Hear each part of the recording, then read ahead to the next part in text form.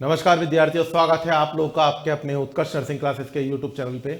आज हम डिस्कस करने वाले हैं बेसिक पॉइंट, कैपुट सक्सिडिनम एंड सेफेलोहेमाटोमा में अंतर क्या होता है। अच्छे अच्छे स्टूडेंटों को सबको पता भी होगा डेफिनेटली। तो आज कुछ नया क्या लेने वाला हूं मैं इस क्वेश्चन के इस टॉपिक के अंदर।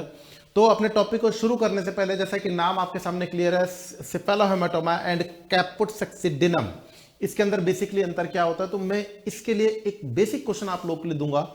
उम्मीद करूंगा क्वेश्चन को देख करके आप ना एनालिसिस कर लेंगे कि अपन को ये कंसेप्ट क्लियर है या नहीं है। और ईमानदारी से अपने आप को, अगर आपका ये क्वेश्चन गलत हो रहा है या नहीं आ रहा है, तो फिर आप पूरे वीडियो को तरीके से देख करके नोट्सों को जरूर मेंटेन करिएगा। तो यहां पर मैं आप लोग के लिए क्वेश्चन देता हूं। क्वेश्चन है आपके पास में, which of the following is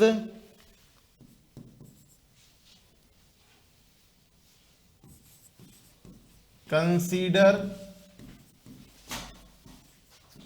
as a intracranial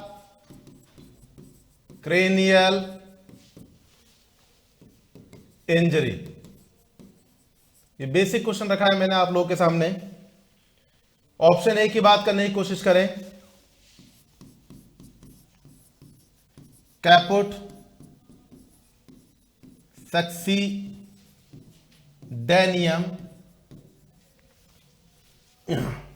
option B की बात करने की कोशिश करें,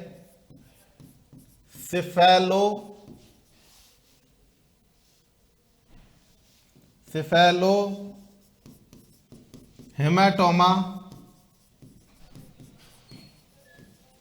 ऑप्शन सी की बात करें, सबग्लियल हेमरेज। एंड ऑप्शन डी की बात करें,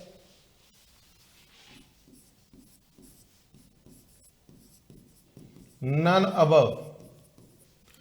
तो ये बेसिक क्वेश्चन बनता है इसका आपके सामने। अभी लाइव क्लास तो है नहीं, तो आप लोगों को अपना आंसर अपने दिमाग में कैप्चर कर लेना है और be concentrate on the topic. यहां पर आप लोगों से अपने टॉपिक की शुरुआत करेंगे। सेफेलोहेमाटोमा एंड कैपुट सक्सिडिनम कंडीशन क्या होती है। बेसिकली आप लोगों को इसको आपको समझने का तरीका है। देखो, बर्थ इंजरी दो प्रकार की होती है। बर्थ इंजरी कितने प्रकार की होंगी? बर्थ इंजरी बेसिकली दो प्रकार की होगी। एक होगी एक्स्ट्राक्रेनियल और एक होगी इंट्राक्रेनियल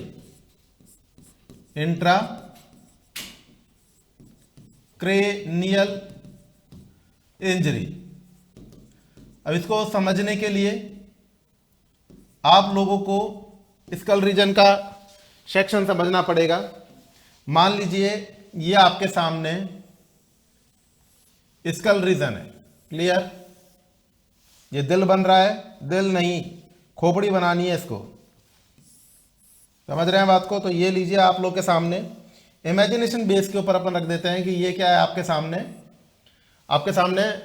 एक प्रकार से स्कल बेस कंडीशन है। अब अगर हम बात करने की कोशिश करें, इसको अगर अपन डिनोट कर दें स्कल से, इसको डिनोट किससे करते हैं अपन लोग? स्कल रीजन से डिनोट कर दें, तो इसके ऊपर की जो कवरिंग होगी, जस्ट इसके ऊपर की जो कवरिंग होगी,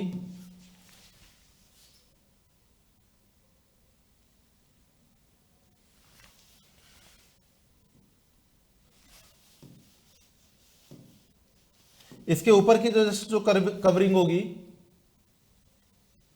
ये इस प्रकार से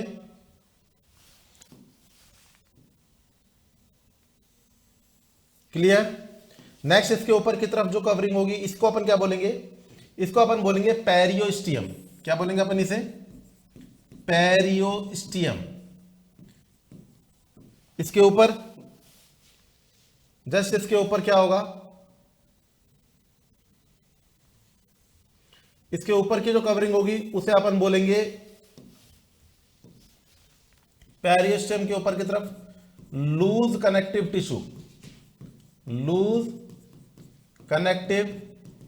टिश्यू। इसके ऊपर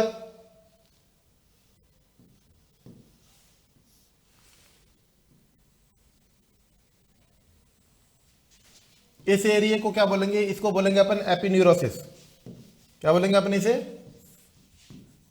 एपिन्यूरोसिस एरिया। इसके ऊपर की तरफ, इसके ऊपर की तरफ जो एयर लेयर जा रही है इसको बोलेंगे डेंस कनेक्टिव टिश्यू। क्या बोलेंगे अपन इसे, dense connective tissue. And just above ये जो एरिया आ गया इसे बोल देंगे अपन स्किन। तो आपके सामने एक बात क्लियर हुई, सबसे outer layer this one are skin, ये dense connective tissue, dense tough fibrous tissue का बना होता है जो कि हार्डनेस प्रोवाइड करता है। इसके नीचे एपिन्यूरोसिस एरिया होता है जो जिसके अंदर न्यूरॉन की सप्लाई होती है। इसके नीचे की तरफ लूज कनेक्टिव टिश्यू होते हैं और उसके नीचे की तरफ पेरियोस्टियम होता है। पेरियोस्टियम स्कल रीजन को कवर करके रखता है। अंदर की तरफ बात करने की कोशिश करें, अंदर की तरफ क्या मामला रहेगा भाई, अंदर की तरफ बोले तो अंदर ये अंदर की तरफ आपके सामने रहेगा और वो रहेगा DAP process, dura mater, arachnoid mater and the pia mater. Clear? इसी प्रकार से आपको समझनी है हर चीज को। This one are dura mater, arachnoid mater and the pia mater. अब ये क्रेनियम के बाहर का एरिया, ये हो गया भैया क्रेनियम के बाहर का area. This will be consider as a extra cranial. ये क्या करेगा, एक्स्ट्रा क्रेनियल एरिया को इंडिकेट करेगा। और क्रेनियल के अंदर का area, this area indicate will be the intracranial. आपको पहले चीजों को क्लियर करना पड़ेगा, एक्स्ट्रा क्रेनियल क्या है, इंट्राक्रेनियल क्या है। और अब यहां पर कोई इंजरी होगी तो उसे बोलेंगे एक्स्ट्रा क्रेनियल इंजरी, और इस रीजन के अंदर कोई इंजरी होगी तो उसे बोलेंगे इंट्राक्रेनियल इंजरी। इंट्राक्रेनियल इंजरी अब आपके पास में टर्म बनती है, सबसे पहली टर्म कैपुट सक्सिडिनम। कैपुट सक्सीडेनियम। चलो इस चीज को देख लेते हैं। कैपुट मतलब कैप लाइक स्ट्रक्चर और सक्सिडिनम मतलब इज अ प्रोग्रेसिव कंडीशन। सक्सिडिनम मतलब प्रोग्रेसिव कंडीशन। तो आपको लैंडमार्क याद करना जरूरी है। कैपुट सक्सिडिनम के अंदर लैंडमार्क का याद रखना है आप लोगों को, पॉइंट 1 और 3 के बीच में जो फ्लूइड इकट्ठा होगा। गौर से समझिएगा इस वाली बात को। यहां पर बात कर रहे हैं आप लोगों से 1 2 3 4 5 लेयर आउटर में पाई गई। तो आपको यह याद रखना है कि जो इस एरिया के अंदर जो फ्लूइड का एक्यूमुलेशन हो रहा है, कैप लाइक स्ट्रक्चर बन रही है हियर। ये जो आपके सामने जो एरिया बनेगा इसको अपन क्या बोलेंगे, कैपुट सक्सिडिनम बोलेंगे। लैंडमार्क लोकेशन याद करना जरूरी है। Caput succedaneum is a cap like structure which can be succedaneum which can be progressively condition. तो यहां पर आप लोग को 1 और 3 पे जो फ्लूइड का एक्यूमुलेशन हो रहा है उस कंडीशन को अपन कैपुट सक्सिडेनियम बोल रहे हैं। और आपके पास में जो फ्लूइड का एक्यूमुलेशन हो रहा है स्कल और पेरिटोनियम रीजन के बीच में, गौर से समझेंगे, स्कल और पेरिटोनियम रीजन के बीच में जो आपके पास में फ्लूइड का एक्यूमुलेशन हो रहा है इसको अपन सिफल हेमाटोमा बोलेंगे। क्या बोलेंगे अपन इसे, सिफल हेमाटोमा बोलेंगे। ये चीज आपको समझना जरूरी है। लैंडमार्क लोकेशन आप लोगों को जानना जरूरी होता है। सिफल हेमाटोमा की कंडीशंस के बारे में अगर बोलने की कोशिश करें, ड्यूरिंग द लेबर कंडीशन जब ब्लड वेसल्स पे एक्सेसिव प्रेशर पड़ता है तो वहां पर सीरोसैंग्यूनस फ्लूइड का एक्यूमुलेशन हो जाता है। फ्लूइड इन्फिल्ट्रेशन के थ्रू, ब्लड से इन्फिल्ट्रेशन के थ्रू फ्लूइड इकट्ठा हो जाता है। वो इकट्ठा कहां पर होता है, तो याद रखना पेरियोस्टियम और स्कल के बीच में अगर फ्लूइड इकट्ठा रहा तो इस कंडीशन को सिफेलोहेमाटोमा बोलेंगे। और अगर 1 2 3 मींस अगर अपन बात करने की कोशिश करें, 1 2 3 पॉइंट के ऊपर अगर कैप लाइक स्ट्रक्चर प्रोग्रेसिवली जो फ्लूइड का इकट्ठा हो रहा है उसे अपन कैपुट सक्सिडिनम की कंडीशन बोलेंगे।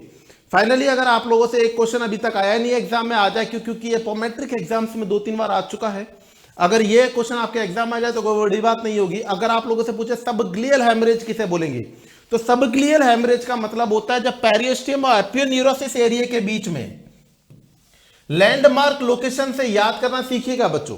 अगर यहां पर पूछ ले एपियोन्यूरोसिस एरिया, ये आपके सामने एपियोन्यूरोसिस एरिया है और यहां पर जो ब्लड वेसल्स इकट्ठा, जो पेरियोस्टियम के बीच में जो ब्लड इकट्ठा हो रहा है, इसको क्या बोलेंगे? That will be called the subgaleal haemorrhage. क्या बोलेंगे इसे अपन?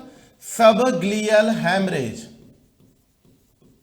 सबग्लियल हेमरेज बोलेंगे। अंदर की तरफ अगर बोले, अगर यहां पर फ्लूइड इकट्ठा, ब्लड इकट्ठा हो रहा है तो इसे बोलेंगे सब ड्यूरल हेमरेज, सब एरेक्नॉइड हेमरेज। तो अगर अंदर की तरफ, स्कल रीजन के अंदर की तरफ हो रहा है तो इस कंडीशन को अपन क्या बोलेंगे? इसको बोलेंगे सब ड्यूरल सब एरेक्नॉइड हेमरेज। ये कहलाएंगे सब ड्यूरल एंड सब एरेक्नॉइड हेमरेज कंडीशन। तो आई थिंक आप लोगों को ये वाली बात क्लियर हो गई होगी, अच्छी तरीके से रटना छोड़ करके चीज को समझ लिया होगा कि एक्स्ट्रा क्रेनियल कहां पर इंजरी हो रहा है, caput succedaneum, cephalhaematoma, subgaleal haemorrhage, these all are extracranial types injury. And intracranial की बात करने की कोशिश करें तो सब ड्यूरल, एपीड्यूरल, जो एरिया में जो इंजरी हो रही है, मतलब स्कल रीजन के नीचे की तरफ जो इंजरी हो रही है, उसको अपन क्या बोलेंगे? उसको अपन इंट्राक्रेनियल इंजरी के अंदर परिभाषित करेंगे। तो इसी प्रकार की और नॉलेजेबल वीडियोस के लिए जुड़े उत्कर्ष नर्सिंग क्लासेस के यूट्यूब चैनल से। धन्यवाद। जय हिंद, जय भारत।